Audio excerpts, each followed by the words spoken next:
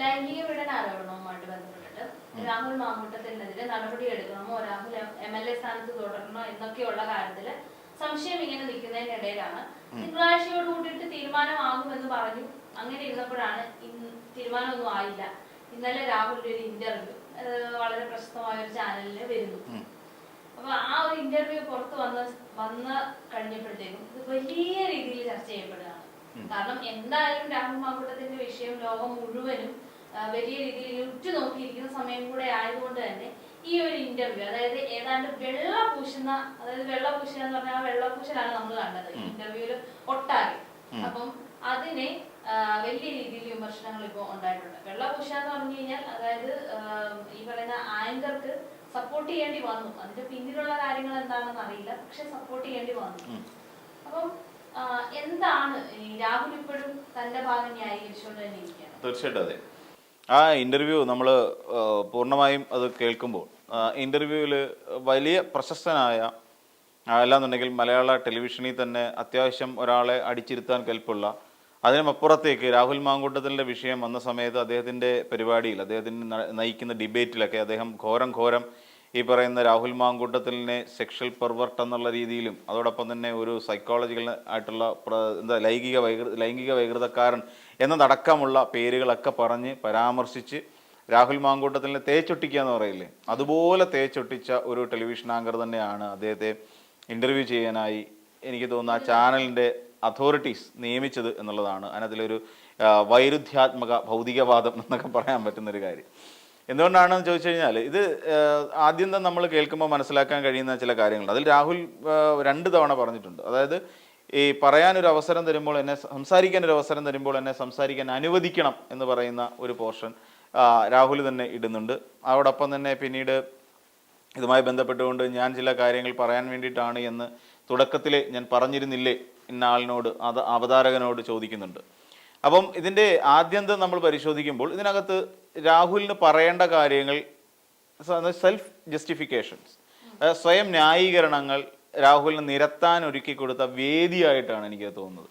കാര്യം എത്തിക്സ് കമ്മിറ്റിയുടെ മുൻപാകെ രാഹുൽ മാങ്കൂട്ടത്തിലിനെ അയോഗ്യത കൽപ്പിക്കണമെന്ന് പറഞ്ഞുകൊണ്ട് ഒരു റെക്കമെൻഡേഷൻ എത്തിക്സ് കമ്മിറ്റിക്ക് മുമ്പാകെ വന്നെത്തിയ അതേ ദിവസം തന്നെ ഇങ്ങനെ, അല്ലെങ്കിൽ തിങ്കളാഴ്ചയോട് കൂടി തന്നെ അതുമായി ബന്ധപ്പെട്ട് തീരുമാനം ഉണ്ടാകുമെന്ന് പറഞ്ഞ അതേ ദിവസം തന്നെ ശക്തമായ രീതിയിൽ ഇങ്ങനെ ഒരു ഇൻ്റർവ്യൂ ആ ചാനലിലേക്ക് വരുന്നു എന്നുള്ളതാണ്. ഏകദേശം 1.5 മണിക്കൂറിലധികം ആ ഇൻ്റർവ്യൂ നീണ്ടെങ്കിൽ തന്നെയും നമുക്ക് മനസ്സിലാക്കാൻ കഴിയുന്നത് 50 മിനിറ്റ്, അതായത് ടെലിവിഷൻ ഫോർമാറ്റിലേക്ക് കൊണ്ടുവന്നിട്ട് പിന്നെ ഏകദേശം ഒരു 50 മിനിറ്റ് ദൈർഘ്യത്തിലാണ് ആ ഇൻ്റർവ്യൂ സംപ്രേഷണം ചെയ്യുന്നത്. അപ്പോൾ ഇതിൽ നമ്മൾ ഓൾ ഓവർ നമ്മൾ മനസ്സിലാക്കുമ്പോൾ എവിടെയൊക്കെയോ ആ അവതാരകൻ ചില ചോദ്യങ്ങൾ ചോദിക്കുന്നു. ആ ചോദ്യങ്ങളിൽ നിന്ന് വളരെ തന്ത്രപരമായിട്ട് രാഹുൽ മാങ്കൂട്ടം, നമുക്കറിയാമല്ലോ രാഹുൽ മാങ്കൂട്ടത്തിലിനെ ഒരു വാർത്താ സമ്മേളനമാണെങ്കിൽ പോലും രാഹുൽ മാങ്കൂട്ടത്തിൻ്റെ ചോദ്യങ്ങളിലൊന്നും തളച്ചിടാൻ കഴിയില്ല. കാര്യം ആ ചോദ്യത്തിൽ നിന്ന് എങ്ങനെ തന്ത്രപരമായി ഒഴിഞ്ഞു മാറണം എന്ന് വളരെ വ്യക്തമായി അറിയാവുന്ന ഒരു നേതാവ് തന്നെയാണ് രാഹുൽ മാങ്കൂട്ടത്തിൽ. അങ്ങനെ വളരെ ഭംഗിയോടുകൂടി സ്കിപ്പ് ചെയ്യുന്ന സാഹചര്യത്തിൽ പോലും ആ ചോദ്യത്തിൽ സ്റ്റിക്ക് ഓൺ ചെയ്യുക എന്ന് പറഞ്ഞാലൊരു മാധ്യമധർമ്മമാണ്. കാരണം താൻ ചോദിക്കുന്ന ഒരു ചോദ്യം അത് തൻ്റെ ജേർണലിസ്റ്റിക് ആറ്റിറ്റ്യൂഡിൽ നിന്ന് ഉയർന്നു വരുന്ന ഒരു ചോദ്യമാണെന്നും ആ ചോദ്യത്തിന് തൻ്റെ മുന്നിലിരിക്കുന്ന ഒരാൾ ഉത്തരം പറയേണ്ടത് അത്യാവശ്യമാണ് എന്നും കരുതുന്ന ഒരു ജേർണലിസ്റ്റിനെ സംബന്ധിച്ചിടത്തോളം ആ ഒരു ചോദ്യത്തിൽ സ്റ്റിക്ക് ഓൺ ചെയ്യുന്ന ശീലം ഉണ്ടാവും.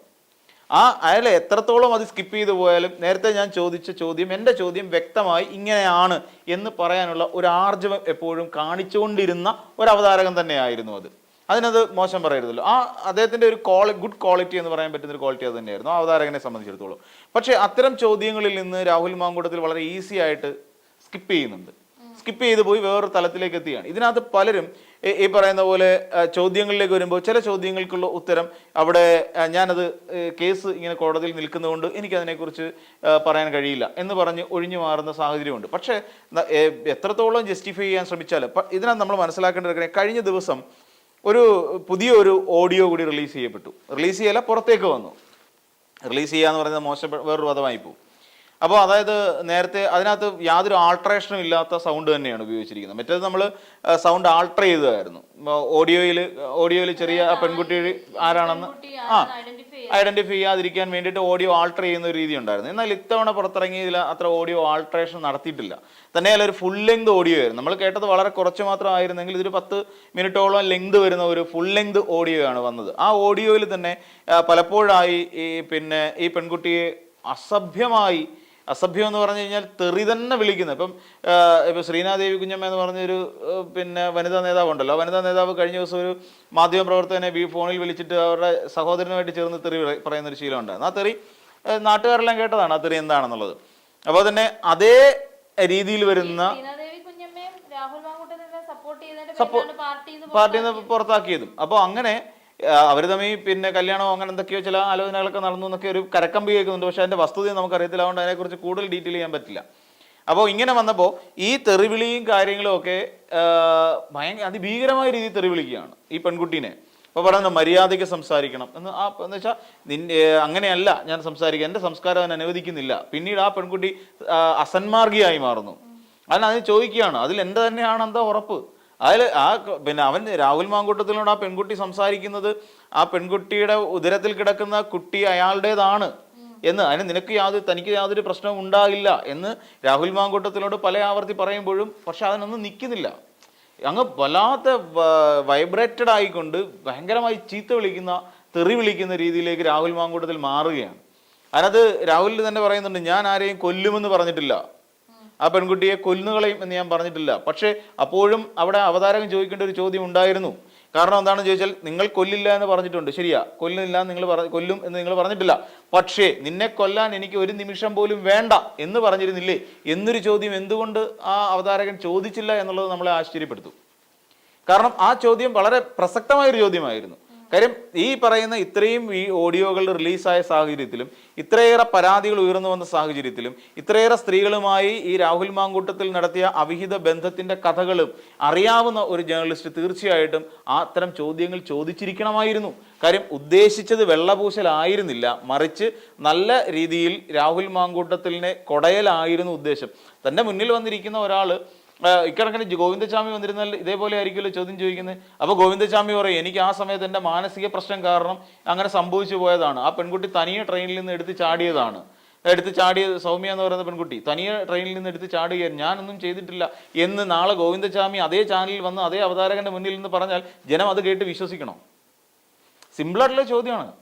അത് കേട്ടിട്ട് ജനം വിശ്വസിക്കണോ?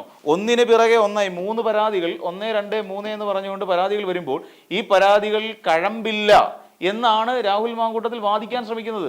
അതിനെ എങ്ങനെ പിന്തുണയ്ക്കണം? ഗൂഢാലോചന നടന്നു എന്ന് പറയുന്നു. ഈ 3 പെൺകുട്ടികളും ഈ അതിജീവിതമാർ ഈ ഗൂഢാലോചനയിൽ പങ്കെടുത്തു എന്നുള്ളതിന് എന്താണ് രാഹുൽ മാങ്കൂട്ടത്തിന്റെ കൈ തെളിവുള്ളത്? രാഹുൽ ഈ ഒരു ഇന്റർവ്യൂവിൽ വന്നിരുന്ന ഇത്രയും കാര്യങ്ങൾ പറഞ്ഞു.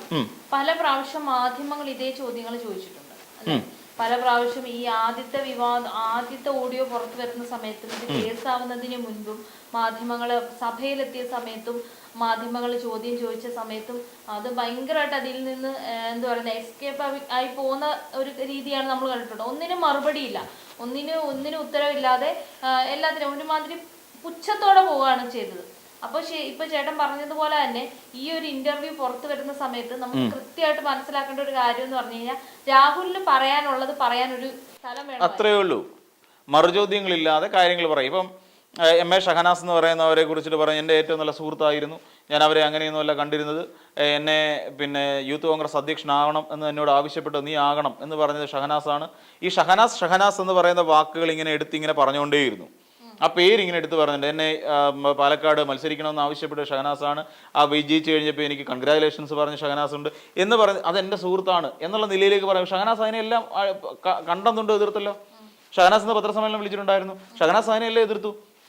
ഒരു കോഴി എന്ന നിലയിൽ തന്നെയാണ് ശരിക്കും ഷഹനാസ് രാഹുൽ മാങ്കൂട്ടത്തിൽ അവതരിപ്പിച്ചിരിക്കുന്നത്. ഷഹനാസിനെ കഴിഞ്ഞ ഈ കർഷക സമരത്തിന്റെ സമയത്ത് ഡൽഹിയിലേക്ക് പോകാൻ ക്ഷണിച്ചിരുന്നു എന്നുള്ള കാര്യം ഷഹനാസ് ഇപ്പോഴും പറയുന്നുണ്ടല്ലോ. എന്നിട്ട് പറയണേ പല രാഹുൽ മാങ്കൂട്ടത്തിൽ പറയണേ, എൻ്റെ പല ചാറ്റുകൾ എടുത്ത് നോക്കൂ, ഇതാ എൻ്റെ ഫോണ്. അപ്പോൾ നമ്മുടെ ഒരു കോമൺ തിങ്ക് എന്താണ്, നമ്മുടെ കയ്യിൽ ഉപയോഗിക്കുന്ന ഫോണിൽ എനിക്ക് വേണ്ടാത്ത മെസ്സേജുകൾ ഇതിനകത്ത് ഡിലീറ്റ് ചെയ്തിടാനുള്ള ഓപ്ഷൻ എല്ലാ സോഷ്യൽ മീഡിയ ആപ്പുകളിലും ഉണ്ട്. സിമ്പിൾ അല്ലേ? ഇത് ഞാൻ ഡിലീറ്റ് ചെയ്തിട്ട് കണ്ട കിടക്കുന്നു, ഞാൻ അങ്ങനെ പറഞ്ഞിട്ടില്ല എന്ന് പറഞ്ഞുകൊണ്ട് ഇപ്പം ഞാൻ വിദ്യയുടെ കയ്യിലേക്ക് എൻ്റെ ഫോൺ എടുത്ത് എൻ്റെ പരിശോധിക്കൂ എന്ന് പറഞ്ഞാൽ അതിപ്പോൾ പറയാം അയ്യോ അതിനകത്തൊന്നും ഇല്ലല്ലോ, സംഭവം ക്ലീൻ ആയില്ലേ? ഇത് തന്നെയല്ലേ സംഭവിച്ചിട്ടുണ്ടാവുക. ലാപ്ടോപ്പ് എങ്ങനെ കൊടുക്കാനാ? അത്രയ്ക്ക് ധൈര്യമുള്ള ഒരാൾക്ക് ലാപ്ടോപ്പ് എടുത്ത് കൊടുത്തൂടെ? അല്ല, അത് തന്നെയാണ്.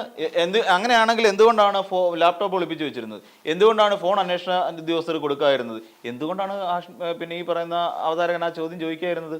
ഇതാണ് നമുക്ക് മനസ്സിലാവാത്തൊരു കാര്യം.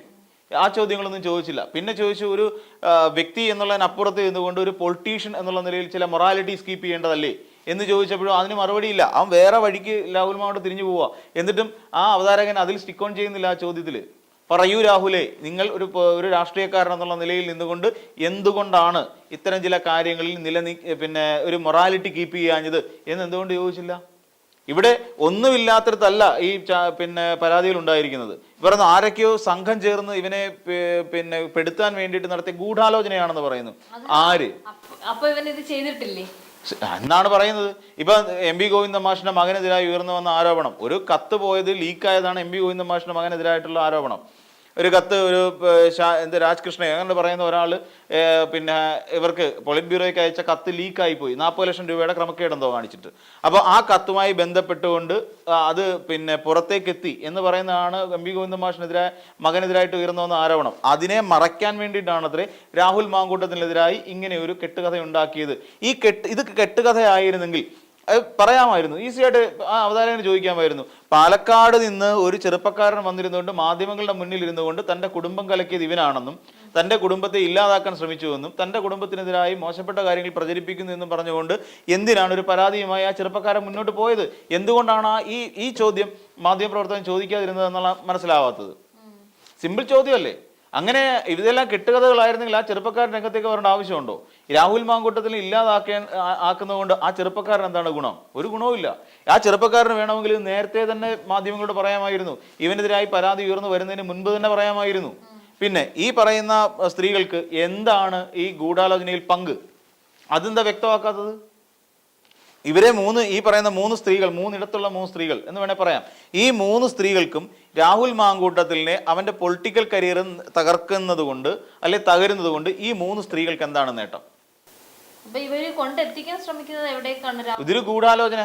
അതായത് മറ്റു പാർട്ടിക്കാർ ചേർന്നിട്ട് ഗൂഢാലോചന നടത്തിക്കൊണ്ട് രാഹുൽ മാങ്കൂട്ടത്തിലെ ഒതുക്കാൻ ശ്രമിക്കുന്നു. ഇങ്ങനെ ഇതിനു വേണ്ടിയിട്ട് ഇവരെ ചട്ടങ്ങളാക്കുന്നു. അന്വേഷിക്കേണ്ടത് സ്വന്തം പാർട്ടിയിൽ നിന്ന് എങ്ങനെ പുറത്തുപോയി എന്നുള്ള കാര്യമാണ്. അത് അന്വേഷിക്കപ്പെടേണ്ടതാണ്. കള്ളക്കഥകൾ പ്രചരിപ്പിക്കുന്നു ഈ പറയുന്ന പോലെ. അപ്പോഴും വേറൊരു കാര്യമുണ്ട്, ഇവൻ പല കാര്യങ്ങൾ സമ്മതിക്കുമ്പോഴും അപ്പൊ തീർച്ചയായിട്ടും ചോദിക്കേണ്ട ഒരു ചോദ്യമാണ്, ഈ പറയുന്ന 1, 2, 3 പരാതികൾ ഉയർത്തിയിരുന്ന സ്ത്രീകളുമായി രാഹുൽ മാങ്കൂട്ടം എന്ന് പറയുന്ന വ്യക്തിക്ക് ഉഭയകക്ഷി സമ്മതപ്രകാരമുള്ള ലൈംഗിക ബന്ധമുണ്ടായിരുന്നോ? ആ ചോദ്യം എന്തുകൊണ്ടാണ് ഞാൻ ചോദിക്കാതിരുന്നത്? അങ്ങനെ ഒരു ചോദ്യത്തിന് പ്രസക്തി ഇല്ലേ? കാര്യം ഇവരെ 3 പേര് ഇവർ കള്ളം പറയേണ്ട ആവശ്യമില്ല. സ്വന്തം ജീവിതം വെച്ചുകൊണ്ട്, സ്വന്തം പിന്നെ വാട്സപ്പ് ചാറ്റുകളും ടെലഗ്രാം ചാറ്റുകളും പുറത്തു വിട്ടുകൊണ്ട് സ്വന്തം ജീവിതം തകർത്തുകൊണ്ട് എന്തിനാണ് ഇവന്റെ പൊളിറ്റിക്കൽ കരിയർ തകർക്കാൻ നിൽക്കുന്നത്? അപ്പം ഈ ചോദ്യത്തിന് പ്രസക്തി ഇല്ലേ? ഇങ്ങനെ ഇവർ തമ്മിൽ ഉഭയകക്ഷി സമ്മതപ്രകാരമുള്ള ബന്ധമുണ്ടായിട്ടുണ്ടോ? ഈ ചോദ്യത്തിനുള്ള ഉത്തരം പറയണ്ടേ? ഒരു പെൺകുട്ടിയെ പേപ്പട്ടി കടിച്ച പോലെയുള്ളൊരു ഫീലിംഗ് ആയിരുന്നു ആ കുട്ടിക്ക് അതിന് ശേഷം എന്ന് മാധ്യമങ്ങളുടെ മുന്നിൽ നിന്നുകൊണ്ട് അല്ലെങ്കിൽ ആ കുട്ടി വെളിപ്പെടുത്തിയിട്ടുണ്ട്. ആ രാഹുൽ മാങ്കൂട്ടത്തിൽ തൻ്റെ മുറി വിട്ട് പുറത്തുപോയി ആ രാഹുൽ മാങ്കൂട്ടം കഴിഞ്ഞ മുറിയിൽ നിന്ന് പുറത്തേക്ക് വരുമ്പോൾ ശരീരമാസകലം മുറിവേറ്റ ഞാൻ പേപ്പട്ടിയുടെ ആക്രമണത്തിന് വിധേയായി എന്ന് തോന്നിപ്പോകുന്ന തരത്തിലായിരുന്നു അക്രമം എന്നൊരു പെൺകുട്ടി പുറത്തു വന്ന് പറഞ്ഞിട്ടുണ്ട്. അപ്പോൾ ആ പെൺകുട്ടിയോട് പോലും അങ്ങനെ ഒരു പെൺകുട്ടി പരാതിപ്പെടണമെങ്കിൽ ഈ രാഹുൽ മാങ്കൂട്ടത്തിൽ എന്ന് പറയുന്ന ഒരാൾ ലൈംഗിക വൈകൃതം ബാധിച്ച ഒരാളായിരുന്നിരിക്കില്ലേ? അപ്പോൾ എന്തുകൊണ്ടാണ് ഇത്തരം കാര്യങ്ങളൊന്നും ഡീറ്റെയിൽ ആയിട്ട് ചർച്ച ചെയ്യപ്പെടാതെ പോയത്? ആ ഒരു ഇന്റർവ്യൂ എന്ന് പറഞ്ഞു കഴിയുമ്പോൾ ഒരാൾ സ്വയം വെളുപ്പിക്കാൻ വന്നിരിക്കുന്ന ഒരു ഇന്റർവ്യൂവും അബദ്ധവശാൽ എനിക്കൊരു ഇന്റർവ്യൂ കൊടുക്കണം എന്ന് പറഞ്ഞുകൊണ്ട് എനിക്ക് പറയേണ്ട ചില കാര്യങ്ങൾ പറയാനുണ്ട് എന്ന് പറഞ്ഞുകൊണ്ട് ഒരു ചാനലിനെ സമീപിക്കുമ്പോൾ ആ ചാനലിലുള്ള മാധ്യമപ്രവർത്തകൻ കഴിവുള്ള ഒരാൾ കൃത്യമായി ചോദ്യങ്ങൾ ചോദിച്ചിരിക്കും. അവിടെ അവനെ വെളുപ്പിച്ചെടുക്കേണ്ട ആവശ്യമില്ല. കാരണം എന്താണ്? നിലപാടെന്ന് പറയുന്നൊരു സാധനം ഉണ്ടെന്നേ. നിലപാടെന്ന് പറയുന്നൊരു സാധനമുണ്ട്. മറ്റൊരു ചാനലിലെ ഒരു പിന്നെ ആളിനെ ദിലീപിന്റെ കൂട്ടർ ആക്രമിക്കാൻ വന്ന സമയത്ത് നിലപാടിൽ ആ ചാനൽ മാറിയിട്ടില്ല എന്നുള്ളതാണ് നമ്മൾ ശ്രദ്ധിക്കേണ്ട ഒരു കാര്യം. ആ റിപ്പോർട്ടറും ആ ചാനലും ആ പറയുന്ന അവരുടെ നിലപാടിൽ നിന്ന് മാറിയിട്ടില്ല. അവൾക്കൊപ്പം എന്ന് പറയുന്ന നിലപാടിൽ തന്നെ ഉറച്ചു നിൽക്കുന്ന സ്ഥിതിയാണ് ഉണ്ടായിരുന്നത്. എന്തുകൊണ്ട് ഈ ചാനലിനത് കഴിയുന്നില്ല? ഇനി ആ ചാനലിനകത്ത് കയറിയിരുന്നുകൊണ്ട് ഇതേ ആങ്കർക്ക് അവൾക്കൊപ്പം എന്ന് പറയുന്ന നിലപാട് സ്വീകരിക്കാൻ കഴിയുമോ? കാര്യം എന്താ? അവനൊപ്പം ആയില്ലേ? അവനൊപ്പം ആയില്ലേ, അവനെ വെളുപ്പിക്കാറായില്ലേ, അവനെ വെളുപ്പിച്ചു, അവനൊപ്പം നിൽക്കുന്ന ഒരു ടീമായി അവർ മാറുകയും ചെയ്തു. അപ്പോൾ പിന്നെ ഇനി ഇതിനകത്ത് എന്താണ് ശരിക്കും സംഭവിച്ചിട്ടുണ്ടാകുക? ഇതാണ് നമ്മൾ മനസ്സിലാക്കേണ്ടത്. ചോദ്യങ്ങൾ എന്ന് പറയുന്നത് ചോദിക്കേണ്ട സമയത്ത് ചോദ്യങ്ങൾ ചോദിക്കണം, അല്ലെന്നുണ്ടെങ്കിൽ വെളുപ്പിക്കലായി തന്നെ മാറും. ഇവനിപ്പോൾ വന്നിരുന്നുകൊണ്ട് പറയുമ്പോൾ ഇവന് പരാതി അല്ലെങ്കിൽ ഇവനെതിരെ പരാതി കൊടുത്തവരെല്ലാം ഗൂഢാലോചനക്കാരായി മാറി. എന്തിന് ഇവനെതിരെ ഗൂഢാലോചന ഈ പെണ്ണുങ്ങൾ നടത്തണം?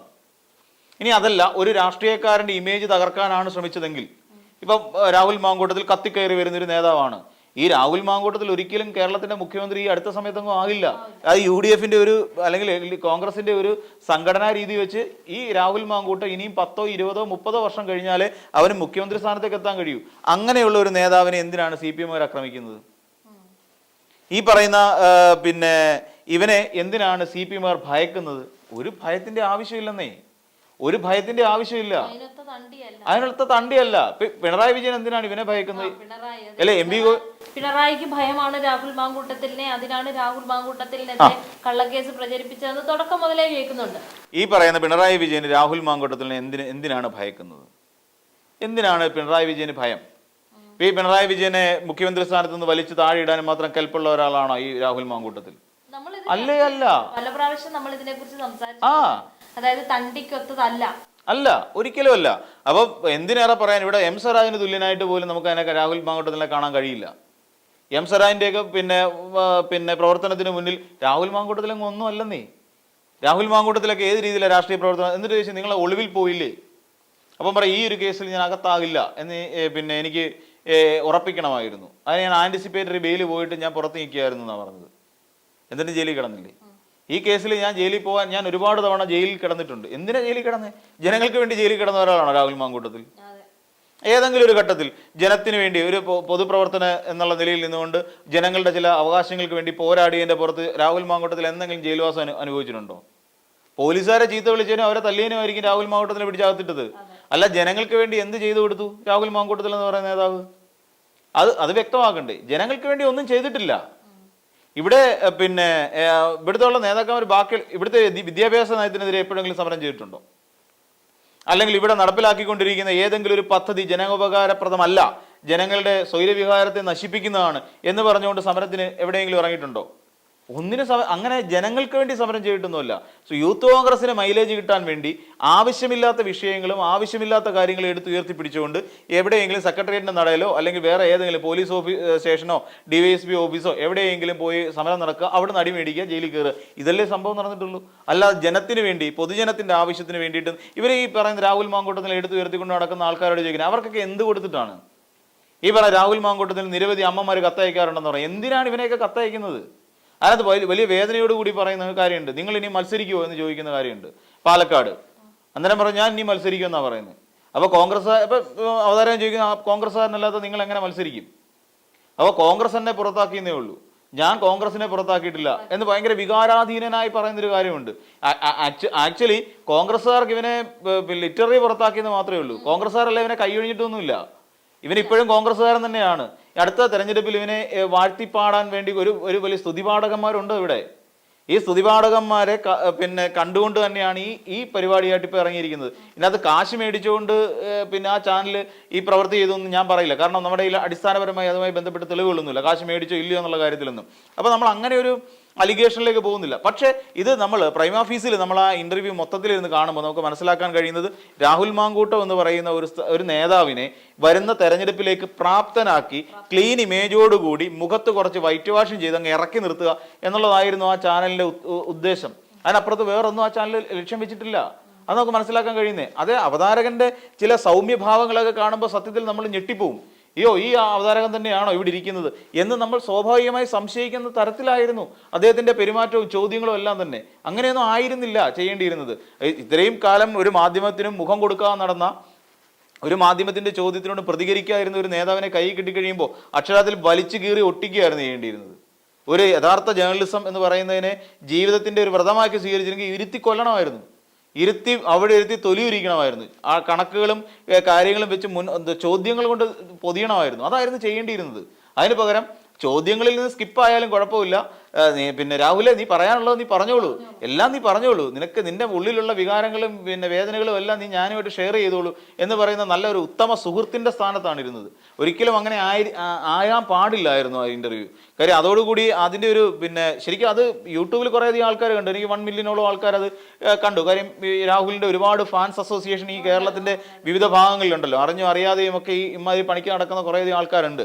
ഈ അതിനകത്ത് M.A. ഷഹനാസ് തന്നെ പറയുന്നൊരു കാര്യമുണ്ട്, കോൺഗ്രസ്സിൽ ഒരു പരാതി കൊടുത്തു കഴിഞ്ഞാൽ ഒരിക്കലും അതിനൊരു ഫലം ഉണ്ടാകില്ല എന്നുള്ള കാര്യം വളരെ വ്യക്തമായിട്ട് അറിയാവുന്ന ഒരാളാണ് താൻ എന്ന് ഷഹനാസ് പോലും വ്യക്തമായിട്ട് പറയുന്നുണ്ട്. ഇപ്പം എന്ന് വെച്ചാൽ കോൺഗ്രസിന്റെ ഒരു ഇന്റേണൽ പൊളിറ്റിക്സ് അങ്ങനെയുള്ള ഒന്ന് തന്നെയാണ്. സ്ത്രീകൾക്ക് പ്രത്യേകിച്ച് അവിടെ യാതൊരു ബെനഫിറ്റും ഉണ്ടാക്കാൻ കഴിയാത്ത ഒരു, അല്ലെങ്കിൽ സ്ത്രീകളെ പ്രത്യേകിച്ച് ഏറ്റവും കൂടുതൽ കടന്നാക്രമിക്കുന്ന ഒരു പാർട്ടിയാണ് കോൺഗ്രസ് എന്നുള്ള കാര്യം ഷഹനാസ് കൂടി വ്യക്തമാക്കുന്നുണ്ട്. ഇതുകൂടി ആയപ്പോൾ ഏറെക്കുറെ ഉറപ്പായി. ആര് ഗൂഢാലോചന നടത്തിയെന്ന് ഇതുവരെ മനസ്സിലായിട്ടില്ല. ഈ പുറത്തിറങ്ങിയ ഓഡിയോ ക്ലിപ്പിങ്ങുകൾ ഇവന്റെ തന്നെ ആണോ എന്നുള്ള കാര്യം ഇതുവരെ മനസ്സിലാക്കിയിട്ടില്ല. പിന്നെ എന്തിനായിരുന്നു ആ ഇന്റർവ്യൂ എന്നുള്ള ഒറ്റ ചോദ്യം മാത്രമാണ് ഇപ്പോഴും നമ്മുടെ മുന്നിൽ ബാക്കി.